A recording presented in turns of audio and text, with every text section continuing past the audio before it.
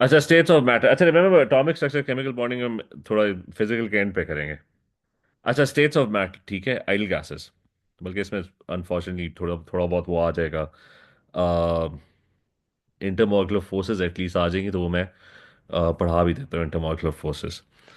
अच्छा, so ideal gases, states of matter. Ideal gases में एक तो स्टेट्स ऑफ मैटर में ना वो सॉलिड लिक्विड गैसेस जो ओ लेवल्स में आप पढ़ते आए हो, I mean you should no कि वो क्या है उसमें, जो बिल्कुल बेसिक्स ओ लेवल्स की पहली क्लास में होता है, काइनेटिक पार्टिकल थ्योरी। अच्छा, so an ideal gas is a model of a gas, ठीक है। और कोई भी गैस हो सकती है। तो आइडल गैस मॉडल ये है कि गैस बिहेव किस तरह करती है। तो when you look at a gas, ठीक है, तो उसमें क्या होता है कि पार्टिकल्स आर फार अपार्ट, ये गैस की शक्ल होती है, ठीक है, this is how it looks. Particles जो होते हैं they are very far apart, उनके बीच में ना बहुत सारे गैप्स होते हैं। और उनके बीच में अट्रैक्टिव फोर्सेस आर मिनिमम, ठीक है, बहुत ही कम होती हैं, negligible intermolecular forces, and the particles are moving randomly in all directions. तो क्वेश्चंस में वो आपसे दो मेन assumptions पूछेगा, and the first one is going to be कि भाई वो, और वो दो मेन assumptions ये हैं कि द फर्स्ट वन इज कि they don't have any intermolecular forces, ठीक है, नो इंटरमॉलिक्यूलर फोर्सेस व्हाटसोएवर। और सेकंड जो assumption है ना वो है कि particles have negligible volume compare to the total volume occupied by the gas. ये जो सेकंड assumption है ना, ये बेसिकली कह ये रही है कि the gas particles have large gaps between them, कि टोटल वॉल्यूम वो बहुत ज़्यादा ऑक्यूपाई करते हैं, ठीक है, they occupy a large volume, right. And लेकिन पार्टिकल्स का अपना जो वॉल्यूम होता है ना, these are like really tiny particles, इनको अगर मैं कोने के अंदर सारों को इकट्ठा करूँ ना, तो they not going to, particles themselves don't have a lot of volume, ठीक है। तो इन सारे पार्टिकल्स को इधर कोने में मैं रख दूं तो most of the container just empty space. तो particles themselves have negligible volume compared to the total volume that's occupied by the gas. ये दो assumptions याद रखनी है। और कुछ और लेस इंपॉर्टेंट, अगर उसने if he is asking for more assumptions, तो वो बाकी assumptions आप नॉर्मली वो नहीं पूछेगा। लेकिन वो अगर और assumptions पूछता है तो उसमें होगा कि gases are made up of molecules which are in constant random motion, जो pretty obvious, ठीक है। मॉलिक्यूल्स को आप मॉडल करते हो एज रिजिड स्फेयर्स, जैसा बिलियर्ड बॉल्स वगैरह, they just moving around. Pressure किसकी वजह से होता है? It's because of collisions between the molecules and the walls of the container, ठीक है, that's why gases exert pressure and they exert equal pressure on all sides, ठीक है। और all collisions between molecules are elastic, ठीक है। walls of the container they're all elastic, उसका मतलब है no energy is lost। मतलब एक पार्टिकल अगर दूसरे पार्टिकल के साथ हिट करेगा तो one of them is going to gain energy, the other one would lose energy. बीच में कोई ज्यादा एनर्जी गायब नहीं होगी कहीं, ठीक है। तो दे आर इलास्टिक कोलिजन्स। और टेम्परेचर जो होता है that's proportional to the kinetic energy of the particles, ठीक है। सारों की एनर्जी एक जैसी नहीं होती, ठीक है, some particles are moving very quickly, some particles are not moving very quickly. तो टेम्परेचर जो होता है that's a measure of the average kinetic energy of the molecules, ठीक है। लेकिन मेन क्या अजम्पशंस है? ये दो मेन अजम्पशंस है, ठीक है, दैट्स इट। तो और फिर एक इसमें आ जाता है आइडल गैस इक्वेशन। वो इक्वेशन जो है वो इट्स मेड अप ऑफ, जो आपने लॉज वगैरह में फिजिक्स ओ लेवल्स में पढ़े हुए हैं, कि गैस का प्रेशर और टेम्परेचर जो है वो डायरेक्टली प्रोपोर्शनल है। वो एक्सप्लेनेशन भी पूछ लेगा कि भाई टेम्परेचर इंक्रीज कर रहा है, why is the pressure increasing. तो आप कहोगे particles will have more frequent and effective collisions with container walls.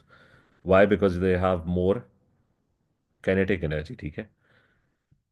Pressure moles के इक्वल होता है, प्रोपोर्शनल होता है, क्योंकि you have more gas moles, तो the pressure is going to be higher. Pressure inversely proportional to volume होता है, क्योंकि if you compress it less volume, तो particles will be more closer to each other and the walls of the container, so they collide more frequently, ठीक है। तो pressure inversely proportional to volume होता है, and you can put them all together, कि pressure is directly proportional to moles, directly proportional to temperature and inversely proportional to volume.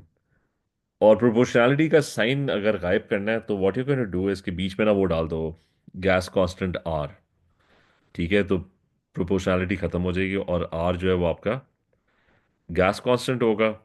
और उस are की value होती है जो पेपर में गिवन होगी, दैट्स, उसको रीअरेंज करके लिखो तो it's basically PV is equal to NRT. और इसमें ख्याल ये रखना है कि यूनिट्स का बहुत ख्याल रखना है कि प्रेशर जो होना चाहिए that should be in pascals, volume should be in meter cube, R की वैल्यू पता होनी चाहिए, दैट्स 8.31, एन जो है वो मोल्स है, और टेम्परेचर जो होना चाहिए वो कैल्विन्स में होना चाहिए, ठीक है, ऑलवेज इन कैल्विन्स, ठीक है। और ये कन्वर्जन पता होनी चाहिए कि मतलब मीटर क्यूब में ना प्रेशर वॉल्यूम होना चाहिए हमेशा। तो कन्वर्जन आपको पता होनी चाहिए, कन्वर्जन क्या है, CM cube to meter cube to DM cube, ठीक है, रिमेंबर द कन्वर्जन के। अगर उसने सीएम क्यूब में बात की हुई है तो divide by 1000 and you'll get meter cube. अगर मीटर डीएम क्यूब में बात की है तो multiply by 1000 and you'll get meter cube, ठीक है। तो अच्छा, ये मैं देख लूँ ये मैंने सही लिखा है कि नहीं लिखा हुआ। नहीं, ये गलत लिखा हुआ है एक्चुअली, इसको हटा दो, ये कन्वर्जन नहीं है। मीटर क्यूब सबसे बड़ा होता है, CM cube to DM cube और फिर मीटर क्यूब, ये वो गलत लिखा हुआ था।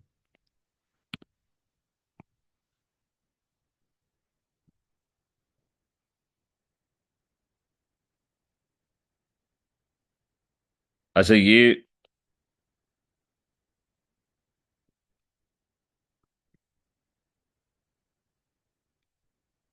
Divide by 1000।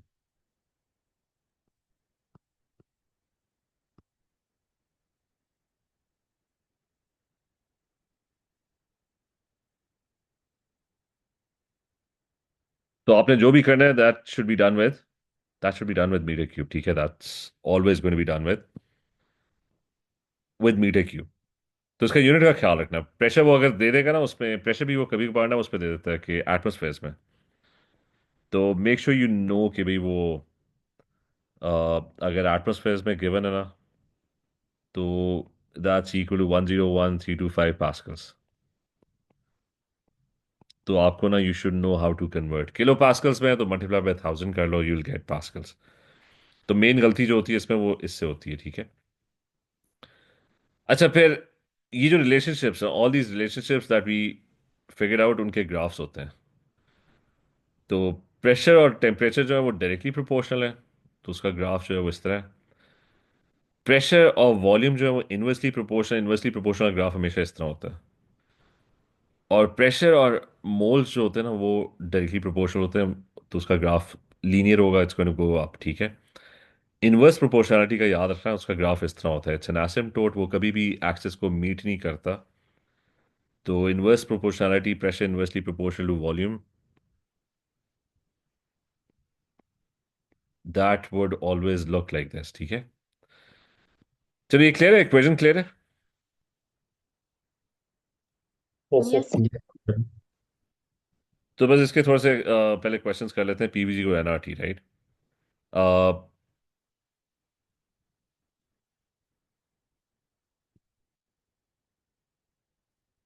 तो इसके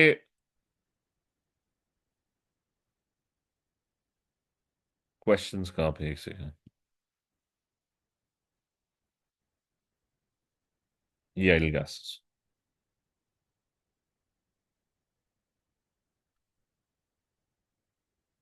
अच्छा, starting starting with the first one. एक सेकंड, एक सेकंड होल्ड करो, एक सेकंड आप होल्ड करते, गिव मी 2 मिनट्स, एक कॉल आ रही है।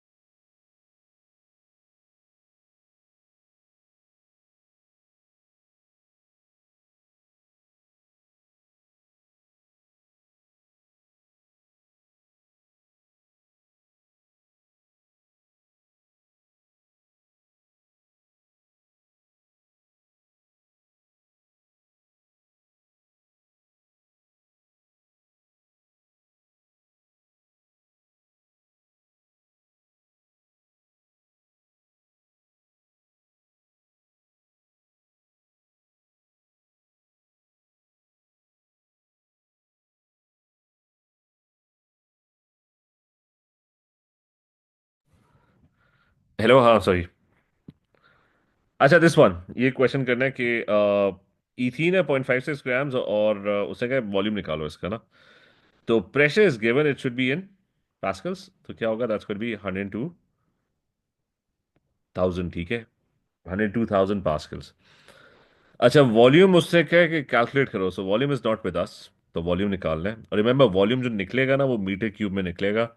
It's not going to be, वो उसमें नहीं होगा। उसने आंसर सीएम क्यूब में दिया हुआ है। अच्छा, एनआरटी मोल्स किस तरह निकलेंगे? मोल्स निकल आएंगे क्योंकि he is given us the mass. तो मोल्स का क्या फॉर्मूला होता है? मास डिवाइड बाय मोलर मास।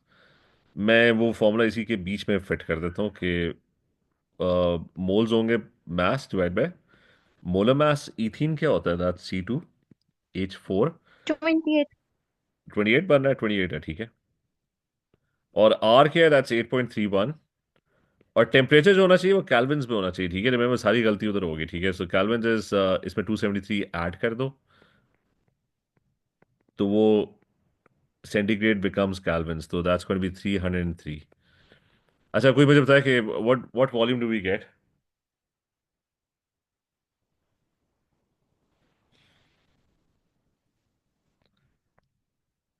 क्या आ रहा है? सारे कैलकुलेटर निकालो, इसका इसको सॉल्व करो क्या। 10 power minus 4.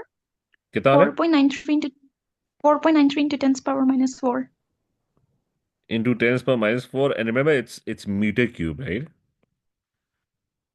तो वो क्या मैंने एक्सप्लेन किया, how do you convert meter cube? ये था मीटर क्यूब यहाँ पे, तो उसको सेंटीमीटर क्यूब में कन्वर्ट करना है। उससे आंसर जो है ना, he is given it in centimetre cube, तो दो दफा था So से। multiply by 10 to the power 6. हाँ, 10 493 to the point. power 6. Yeah, 494. तो वो उसे राउंड करके दे B. दिए, 494 cm3, ठीक है। क्लियर है? Yes, Yes, sir. sir. तो आसान क्वेश्चन होगा, सिर्फ आपने क्या करना है कि आपने यूनिट्स सही रखने हैं। यूनिट्स अगर गलत किए ना तो आंसर गलत आएगा। ये अगला भी एग्जैक्टली वही है, उसने कहा इसमें वो कह रहे हैं प्रेशर निकालो, ठीक है। तो वॉल्यूम दिया हुआ है, वॉल्यूम 7,000 cm3 दिया हुआ है, लेकिन इट शुड बी, प्रेशर निकालना है, प्रेशर। वॉल्यूम उसने दिया हुआ है 7,000 cm3, इसको मीटर क्यूब में होना चाहिए, so it should be meter cube में 2,000 से ना डिवाइड करना है, तो इंटू 10 पर -6 हो जाएगा, ठीक है। 2,000 से डिवाइड कर दिया। अच्छा, PV0 NRT, एन जो है वो मोल्स है। मोल्स क्या होते हैं? Mass divide by molar mass. So mass उसने दी हुई है 0.96, और ऑक्सीजन गैस की जो मोलर मास होती है दैट्स 16 + 16 कितना हो गया? 32। और फिर 8.31 टेम्परेचर दिया हुआ है उसने, वो दोबारा 30 दिया हुआ है, तो दैट्स 303 कैल्विन्स। तो क्या आ रहा है?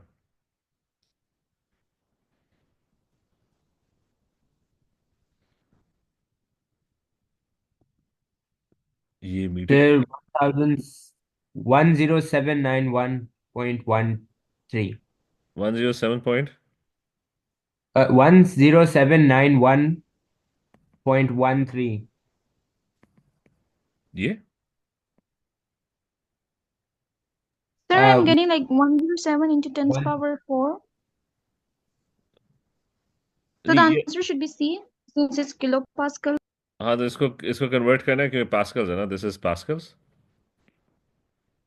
तो किलो पास्कल्स में Yes. कन्वर्ट करना है तो डिवाइड बाय 1000, तो ये अप्रॉक्सीमेटली 10.8 ही बन जाएगा if you divide this by 1000, ठीक है। क्लियर है? Yes, sir. अभी अगले में ना वो सिर्फ मांग रहे हैं कि वो एक्सप्रेशन क्या है, वो कह रहे हैं MR निकालो गैस का ना। अच्छा, PV जी NRT जो है ना, जिसमें N जो है वो मोल्स हैं, ठीक है। तो मोल्स क्या होते हैं? मास डिवाइड बाय मोलर मास। तो इस इक्वेशन को ना आप इस तरह भी लिख सकते हो, ठीक है, M/MR, ठीक है। Moles is mass divide by molar मास है। तो इज आस्किंग कि उसकी मॉलिक्यूलर मास क्या है, तो MR कह रहा है, तो MR को सब्जेक्ट ऑफ द इक्वेशन बनाओ। तो it's going to be mass into RT divided by PV। अब मास उससे दी हुई है गैस की, दैट्स 0.1 ग्राम्स, और हमें पता है दैट्स 8.31। टी जो है वो टेम्परेचर है कैल्विन्स में। तो क्या होगा ये इसमें? 300। 300। ठीक है, दैट्स गोइंग टू बी 300। और पी प्रेशर होना चाहिए पास्कल्स में, उसने पास्कल्स ही दिया हुआ, दैट्स 1 × 10⁵। और वी जो है ना वो वॉल्यूम होना चाहिए, that should be in meter cube. -6 तो होगा ना।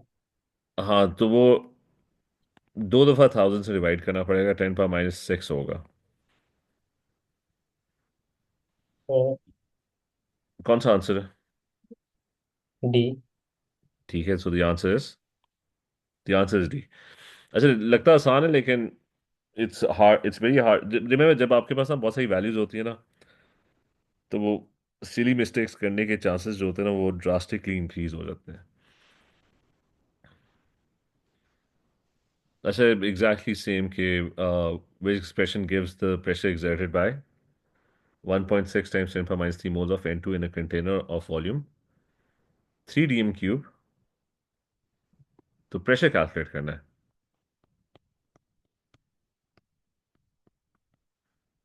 तो एन एस मोल्स वो उसने दिए में 1.6 टाइम्स 10⁻³ मोल्स।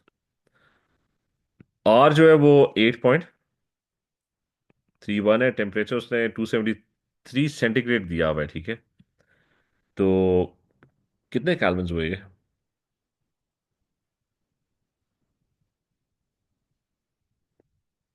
मतलब ये 273 में 273 ऐड करना पड़ेगा, सो दैट्स 546. ठीक है। और divide by volume, right? Volume should be in meter cube, तो डीएम क्यूब दिया हुआ है। तो डीएम क्यूब से मीटर क्यूब जो होता है वो सिर्फ एक दफा 1000 से डिवाइड करना होता है, सो दैट्स 10⁻। तो डी होगा। तो डी। ठीक है। यस। अच्छा, फिर थोड़े अच्छा, ये अगले दो क्वेश्चन तो मतलब थोड़े से डिफरेंट क्वेश्चन भी आ सकते हैं, कुछ थोड़े से मुश्किल भी आते हैं, ठीक है, जिसमें वो मोल्स वगैरह के साथ लिंक कर देते हैं इसको। अच्छा, okay, density of ice is 1 gram per cm cube। What is the volume of steam produce when 1 cm cube of ice, जब वो कहता है ना 1 cm cube ऑफ आइस को वो हीट कर रहा है, कितने टेम्परेचर तक? 596 कैल्विन्स तक। और प्रेशर भी दिया हुआ है। तो डेंसिटी उसकी क्या है? 1 है। तो अगर वो 1 cm cube है तो हमें उसकी मास पता है, दैट्स 1 ग्राम, राइट? तो वो ये कह रहे हैं कि निकालना क्या है, what is the volume? Volume निकालना है। तो प्रेशर गिवन है 101,000 kPa। अच्छा, इस क्वेश्चन को ना दो तरीकों से मैं करूंगा सॉल्व। इस क्वेश्चन के अंदर ना वो एक्चुअली चाह ये रहा था कि आप PV = NRT ना यूज करो, लेकिन खैर हम वही यूज करके आंसर निकाल देंगे।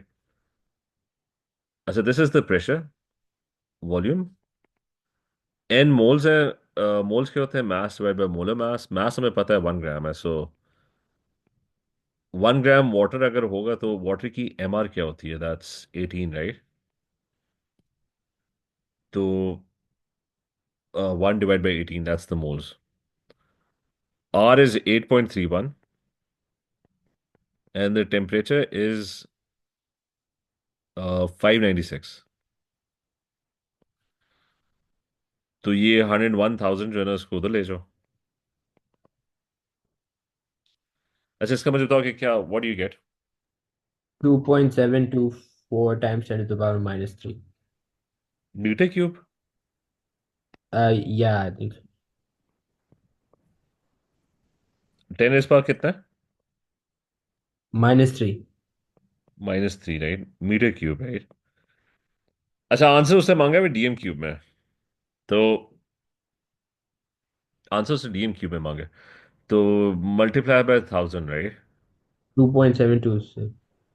ठीक है। तो सी होगा, लेकिन अब प्रॉब्लम ये है कि इस क्वेश्चन में there is a huge difference, ठीक है, 2.67 और 2.72 में देयर इज सम डिफरेंस। अच्छा, इस क्वेश्चन को ना there are actually two ways of solving this question, and he was actually not expecting you to solve it using PV0 NRT. वो कह रहा था कि इस क्वेश्चन में एग्जैक्ट 2.67 निकलता है अगर आप ना ये इंफॉर्मेशन यूज करो instead of doing the equation part, if you use this thing कि उसने कहा है कि वॉल्यूम ऑफ गैस कितना है, 24 dm³ राइट?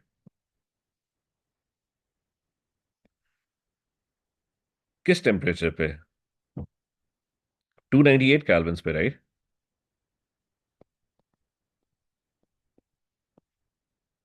तो वॉल्यूम और टेम्परेचर जो होते हैं वो डायरेक्टली प्रोपोर्शनल होते हैं, राइट? ये हमने वो रिलेशनशिप डिस्कस की थी। तो volume and temperature are directly proportional for a gas. तो मैं ये क्वेश्चन को दूसरे तरीके से सॉल्व कर रहा हूँ जस्ट टू गेट के एग्जैक्टली 2.67 किस तरह आएगा। अच्छा, सो हमारे पास कितना टेम्परेचर है? 596 केल्विन है। तो मुझे तो 596 केल्विन पे वॉल्यूम कितना आएगा? Use ratios. तो कोई जरा सॉल्व करके try and figure what x is, क्या वैल्यू आती है एक्स की?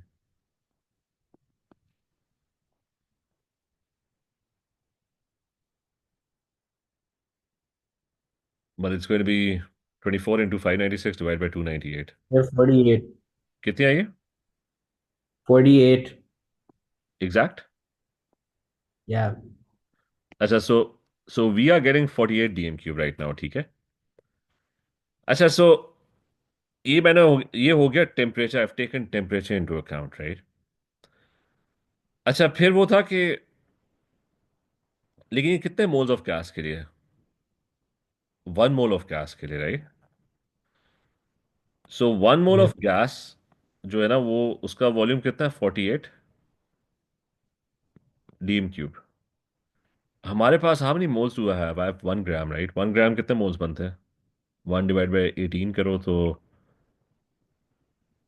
क्या आता है? 1 डिवाइड बाई 18, दैट्स 0.055555. ठीक है। तो हमने निकालना है 0.055। तो उसका वॉल्यूम कितना होगा? क्रॉस मल्टीप्लाई करो तो 48 into 0.055, what do we gate?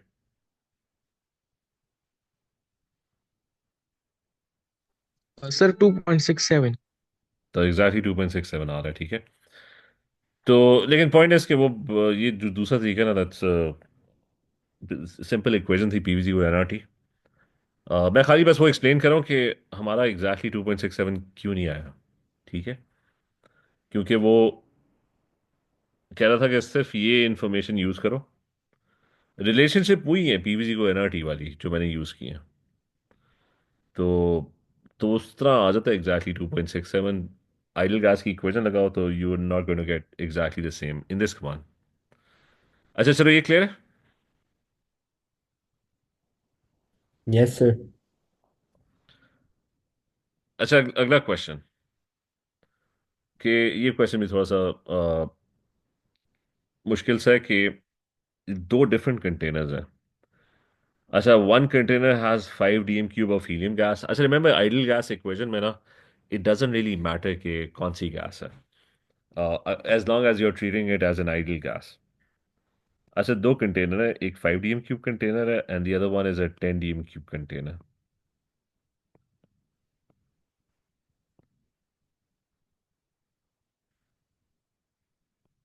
और उनके बीच में कोई वॉल्व था, कनेक्ट कर दिया दोनों कंटेनर्स को, राइट? सो वो कह रहा था फाइनल प्रेशर क्या है? This is 5 dm³ and this is 10 dm³। और दोनों कंटेनर्स में ना प्रेशर इज डिफरेंट, ठीक है। वो 10 dm³ कंटेनर में प्रेशर जो है ना, दैट्स 6 kPa। और जो 5 dm³ कंटेनर है ना, उसमें प्रेशर जो है वो 12 kPa है, राइट? अच्छा, अब इशू ये कि जो मेन इशू है वो ये कि how do you calculate the final pressure? वो क्या है, दोनों कंटेनर्स को ना कनेक्ट कर दिया, बीच में अगर लेट्स से कोई वॉल्व है वो उसको खोल दिया। तो पहले तो कोई मुझे बताया कि गैस किस कंटेनर से किस कंटेनर की तरफ ट्रैवल करेगी? Sir, helium. नहीं. ये हीलियम वाला है, वो नियोन वाला है। ज्यादा प्रेशर पे किस साइड पे गैस सर है? फ्रॉम कौन सा? इधर इधर से उधर जाएगी ना गैस। क्योंकि ये गैस ज़्यादा प्रेशर पे है ना। हायर प्रेशर पे, वहाँ पे कम प्रेशर है। तो गैस हमेशा हायर प्रेशर से लोअर प्रेशर की तरफ चली जाती है, ठीक है। अच्छा, अब इस पे इसको दो तरीकों से सॉल्व कर सकते हैं। पहले तो हम आइडियल गैस इक्वेशन यूज़ करेंगे। तो आइडियल गैस इक्वेशन में कि फाइनल प्रेशर कैसे निकालेंगे, कि फाइनल प्रेशर क्या है। तो हम ये करेंगे, पहले तो कंटेनर, लेट्स से दो अलग अलग कंटेनर्स हैं। इस पे अगर मैं पीवीजी को एनआरटी अप्लाई करूं, तो 10 is into 6 is equal to, अब मुझे मोल्स ऑफ नियॉन नहीं पता कि क्या है, मैं उनको N1 ले लेता हूँ। ठीक है, आर तो पता है कि क्या है, टेम्परेचर उससे दिया हुआ है, टेम्परेचर भी नहीं पता, ठीक है। लेकिन उससे कहा है कि टेम्परेचर दोनों का ना कांस्टेंट है, तो अ, यानी इसका मतलब दोनों के टेम्परेचर जो है वो एग्जैक्टली सेम है। ठीक है, तो उसको टी रहने देते हैं। अच्छा, इसको मैंने 10 इंटू 6 कन्वर्ट इसलिए नहीं किया क्योंकि वो इसको डिवाइड बाय 1000 करना है और 6 को मल्टीप्लाई बाय 1000 करना है, तो वो कैंसिल आउट हो जाएंगे।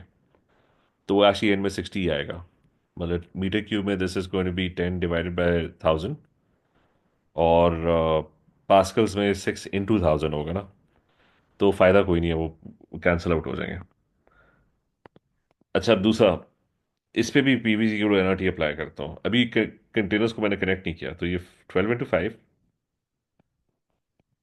हीलियम के मोल्स मुझे नहीं पता, वो कोई और मोल्स होंगे, N2 कर लेते हैं, ठीक है। आर है और टेम्परेचर उससे क्या है कि कांस्टेंट है, तो टेम्परेचर वही है। अच्छा, अब मैंने ये निकालना है फाइनल प्रेशर। तो अब हो गए दोनों कंटेनर्स कनेक्ट। जब दोनों कंटेनर्स कनेक्ट हो जाते हैं तो इसका मतलब है अब ये दोनों कंटेनर्स जो है ना, ये they are acting as one container. ठीक है, क्योंकि दोनों को मैंने मिला दिया। तो अब मैं कनेक्ट होने के बाद ना पीवीसी को एनर्जी अप्लाई करता हूँ। तो प्रेशर मैंने निकालना है कि कनेक्ट होने के बाद प्रेशर क्या होगा, मुझे कोई नहीं पता कि प्रेशर क्या होगा। ठीक है, आई हैव नो आइडिया कि जब दोनों को कनेक्ट करेंगे तो क्या प्रेशर होगा, और दोनों का प्रेशर एक ही होगा। ये याद रखना कि जब आप कनेक्ट कर दोगे तो दोनों मिल जाएंगे और एग्जैक्टली सेम प्रेशर पे होंगे। अच्छा, वॉल्यूम क्या होगा दोनों कनेक्ट करने के बाद, वो मुझे पता है, नो के वॉल्यूम क्या होगा। ये 5 dm³ है और वो 10 dm³ है, तो अब कितना वॉल्यूम हो गया, 15 हो गया। ठीक है। अच्छा, मोल्स ऑफ गैस क्या होंगे जब दोनों कनेक्ट हो जाएंगे, तो दोनों गैसेस मिक्स हो जाएंगी और दोनों के मोल्स मिल जाएंगे। तो इसका मतलब है इसके मोल्स N2 थे, उसके मोल्स N1 थे, तो कनेक्ट होने के बाद जो टोटल मोल्स ऑफ गैस होंगे that's going to be N1 plus N2। और R जो है वो गैस कांस्टेंट है, और टेम्परेचर T तो वही T है, ठीक है। तो ये मेरे पास आ गए। तो N1 और N2 की जो वैल्यूज है ना, वो मुझे पता है क्या है। क्योंकि यहां से ना मैं N1 इसको अगर मैं रीअरेंज करके लिखूँ ना, N1 is going to be 60 divide by RT।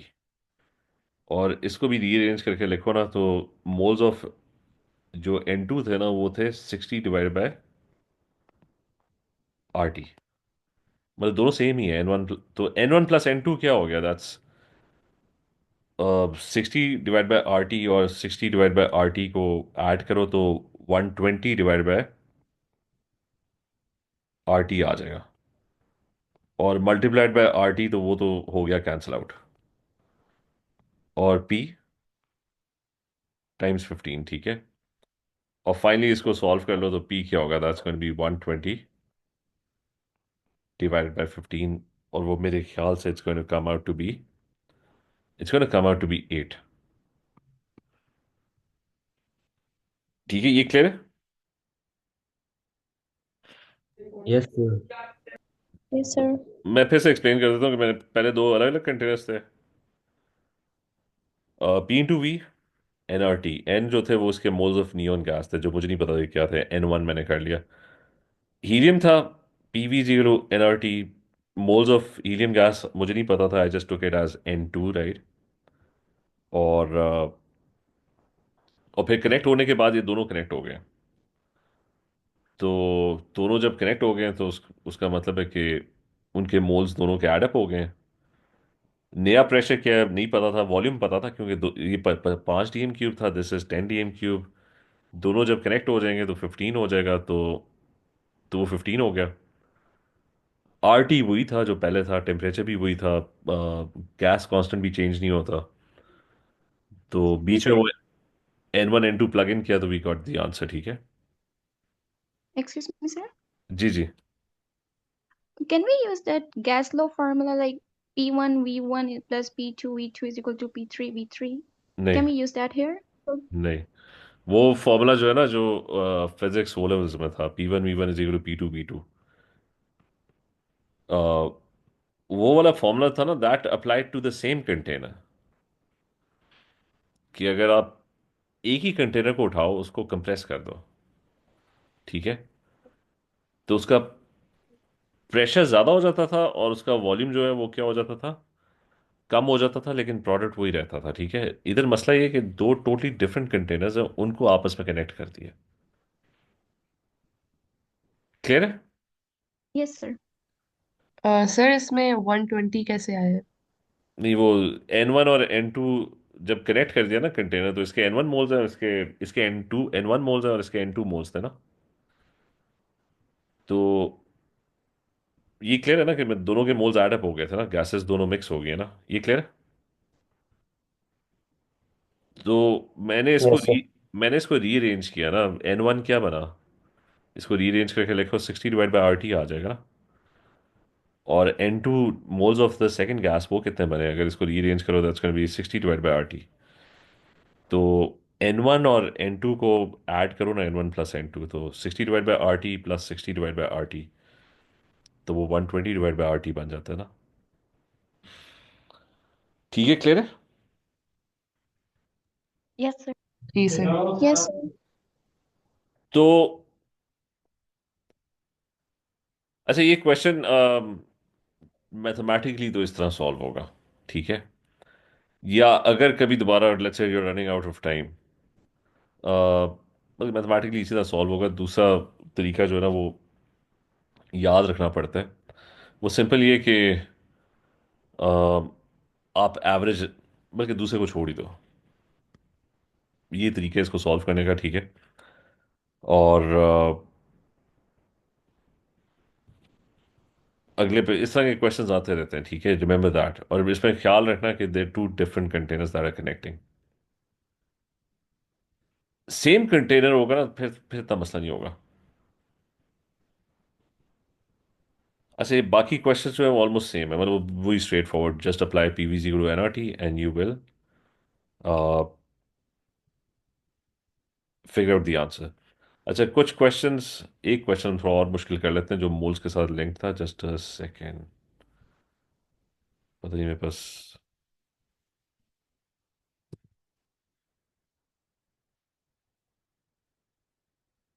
एक सेकेंड।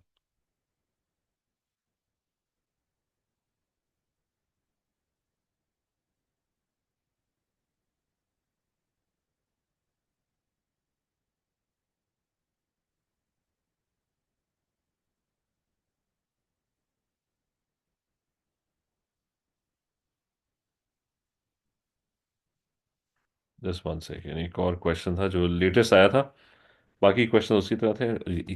जस्ट इससे बाहर कैसे निकलूं।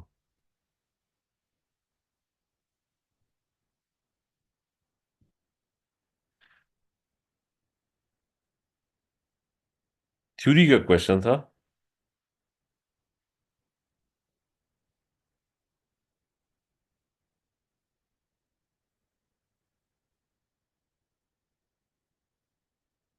नजर आ रही है वर्कशीट?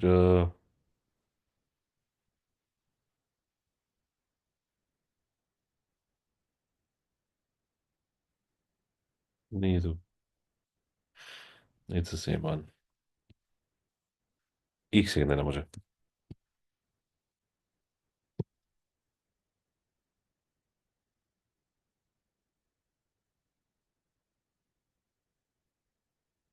हाँ, मेरे ख्याल से थ्योरी एल गैसेस, हाँ ये वाला, ठीक है। अच्छा, इसमें एक क्वेश्चन आया था कि ये ग्राफ्स वाले पे हम आते हैं बाद में, अभी तो सिर्फ पीजी और एनआरटी। हाँ, ये क्वेश्चन था। अच्छा, ये बहुत कम लोगों से हुआ था। तो क्वेश्चन सिंपल है, जस्ट अप्लाई पीवीसी और NRT. Question itself is simple, question को इंटरप्रेट करना दैट्स काइंड ऑफ डिफिकल्ट, ठीक है। तो इसका थोड़ा सा कर लेते हैं। Flask with volume of 100 cm cube, there is a flask, ठीक है, उसका वॉल्यूम कितना है?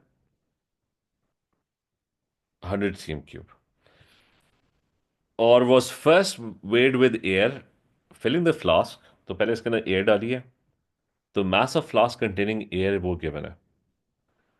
And then with another gas, फिर उसको वो एयर निकाल दिया, और फिर mass of flask containing Y वो उसने बीच में ऐड कर दिया, और डेंसिटी ऑफ एयर भी दी हुई है, और results measured at 26 centigrade and 1 times 10 power 5 pascals are shown. तो आपको टेम्परेचर भी गिवन है, you can convert that into kelvins, pressure भी गिवन है, ठीक है, वॉल्यूम भी गिवन है। तो आपको क्या क्या पता है? You know pressure, you know volume, and you know temperature, right. MR calculate करनी है वाई की, ठीक है। तो वो इतना स्ट्रेट फॉरवर्ड नहीं है, ये जो पार्ट है ना, this is kind of confusing, ठीक है। तो इसका एक काम करो, ये मैं इसकी स्क्रीनशॉट भेज रहा हूँ ग्रुप के ऊपर, इसको ट्राई करो सॉल्व करने की, ठीक है। एमआर इसकी मेरे ख्याल से 42, I think it's 42, not really sure, लेकिन ये एन फिगर आउट करना based on the data that's given, वो थोड़ा सा, क्योंकि बल्कि थोड़ा सा और मैं स्ट्रेट फॉरवर्ड कर देता हूँ कि पीवी पता है मैं, एन जो होता है वो मास वेट है, M R R T, right. T भी पता है, आर भी पता है। मैथ्स अगर पता लग जाए ना वाई की, उसे कहीं भी वाई की मैथ्स नहीं दी हुई, ठीक है। तो mass of flask containing Y, इसके अंदर से ना मैथ्स ऑफ फ्लास्क माइनस करना पड़ेगा, then you will get the mass of Y. तो वो थोड़ा सा प्रॉब्लम है, वो कोशिश करो कि try and figure this out. ये मैं क्वेश्चन भेज रहा हूँ उसके ऊपर। तो अगर आपको मैथ्स भी पता लग जाएगी, तो you will be able to figure out what the answer is. तो मेन जो इसमें मसला है ना, how would you figure out the mass of flask, ताकि ताकि आपको वाई की मैथ्स पता लग जाए। तो ये मैं ग्रुप पे भेज रहा हूँ, ये फिर कल डिस्कस कर लेंगे, और कल फिर हम ग्राफ्स वाले और जो बाकी क्वेश्चंस हैं ना आइडल गैसेस के, वो भी डिस्कस करते हैं, ठीक है। Okay, sir. Okay, sir. Okay, Okay. अल्लाह हाफिज़। Okay, sir. Allah Officer. अल्लाह हाफिज़। No, sir.